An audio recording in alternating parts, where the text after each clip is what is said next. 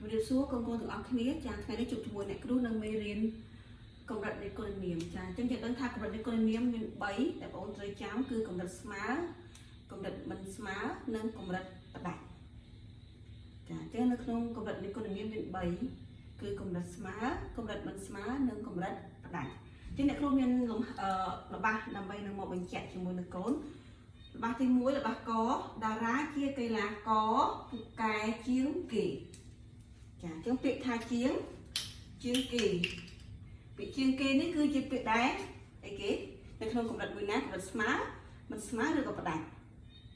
ចាវានៅក្នុងកម្រិតផ្ដាច់ជាងអីជាងគេដាច់តែម្ដងទីហោថាគាត់នឹងគឺជាកីឡាករដែលពូកែជាងគេនៅក្នុងមួយក្រុមហ្នឹងអញ្ចឹងវាកម្រិតផ្ដាច់ពាក្យថាជាងគេហ្នឹងណាចាតោះនេះកូន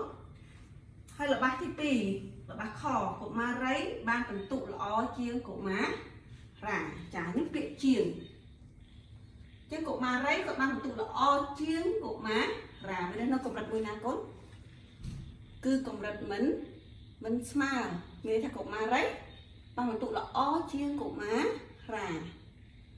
វានៅក្នុងកម្រិតមិនស្មើល្អជាងពាក្យជាងហ្នឹងយើងថាកម្រិតមិន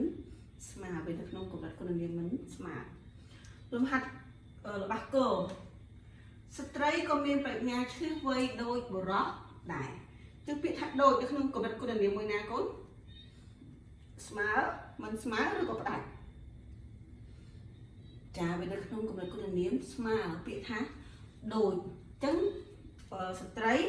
ហើយនិងបុរសមានប្រាជ្ញាដូចគ្នាស្មើគ្នាឬក៏យើងចាយើងអាចដាក់ប្រហែលគ្នាក៏បានដែរបាទនេះកូនប្រហែលគ្នាដូចគ្នាឬក៏ស្មើគ្នានៅក្នុងកម្រិតគុណនាមស្មើនឹងឯងតោះអរគុណអញ្ចឹងកម្រិតគុណនាមម្ដងទៀតកម្រិតគុណនាមមាន3គឺកម្រិតស្មើកម្រិតមិនស្មើនិងកម្រិតផ្ដាច់ចាអញ្ចឹងកូនសាក់យកលំហាត់នៅក្នុងសភៅមេរៀនរបស់យើងហើយទៅរៀនបំពេញរបស់មួយមកចាតែរបស់មកមានអូនដាក់កម្រិតស្មើកម្រិតមិនស្មើនិងកម្រិតផ្ដាច់តែរបស់ជា3មកប្រសិនជាបងអូនមានសំណួរតែតទៅនឹងគុណនាមកម្រិតនៃគុណនាម